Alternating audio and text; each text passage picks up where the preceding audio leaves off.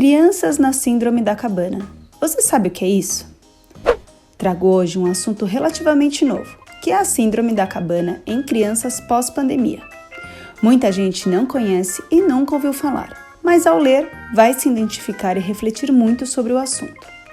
A síndrome da cabana teve seus primeiros relatos na época em que muitos trabalhadores norte-americanos passavam longos períodos em suas cabanas, esperando o inverno acabar. E ao fim dessa estação, tinham dificuldade de retornar a um convívio social. É super parecido com o que vivemos recentemente, né? Mas vamos mais a fundo. O que é, afinal, a síndrome da cabana? A síndrome da cabana não é considerada uma doença. Ela se trata de um fenômeno natural do nosso corpo, que está relacionado a mudanças bruscas na rotina ou no comportamento. Ela surge quando a pessoa precisa se adaptar a uma nova realidade de forma rápida e, geralmente, sem que ela tenha total controle da situação.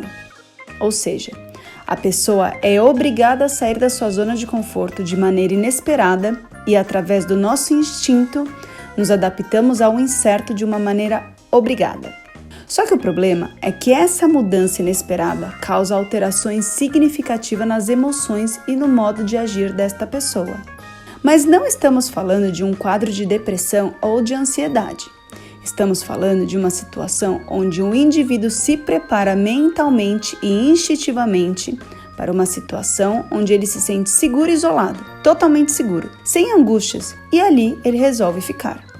Só que ele fica tanto nesse mundo novo criado que quando ele está pronto para sair da sua cabana mental, ele não consegue. Ele começa a viver um estresse adaptativo causado pelo isolamento social. E isso está totalmente ligado ao pós-pandemia que as crianças estão vivendo. Depois de quase 2 anos isolados, finalmente parece que a vida está voltando ao normal. Só que para muitas crianças, o processo de sair de casa não está sendo fácil. E por isso que os médicos psicólogos estão alertando sobre o surgimento da chamada síndrome da cabana. Seja para quem nasceu durante a pandemia ou para quem já tinha uma vida antes dela. As crianças estão apresentando resistência em retornar a atividades normais e os pais devem acompanhar de perto para lidar com o problema e amenizar esse desconforto. Agora, vamos aos sintomas relacionados à síndrome da cabana, para você observar se o seu filho apresenta essas reações em um cenário geral de comportamento, e não só quando você precisa tirar ele de casa. Sentimento de angústia ao sair de casa, perda ou ganho de apetite, inquietação em ambientes diferentes, falta de motivação, irritabilidade, dificuldade de concentração, dificuldade para dormir ou excesso de sono, desconfiança das pessoas, uma tristeza persistente, taquicardia, sudorese, tontura e falta de ar. Mas o ponto de maior importância que eu quero alertar os papais e mamães é a relação entre a síndrome da cabana com a pandemia. A pandemia da Covid-19 pegou todos nós de surpresa e ninguém imaginou que a situação chegaria a tal ponto.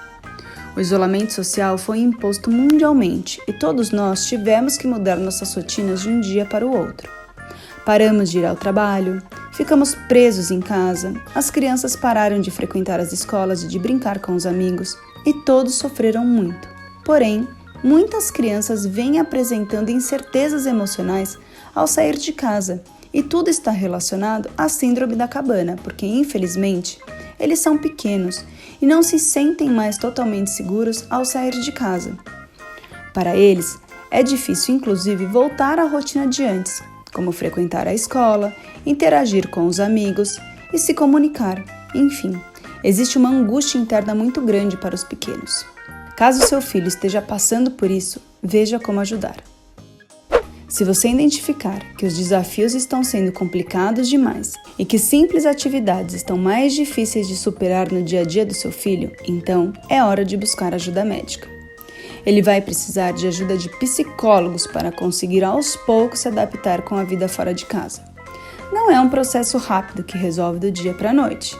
Tratar questões emocionais são delicadas e requer tempo, bons profissionais e muito amor, apoio e carinho dentro de casa.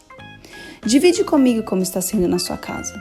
Seu filho está bem ou apresenta alguns dos sinais mencionados aqui? Se você gostou desse conteúdo, não deixe de curtir e de deixar seus comentários.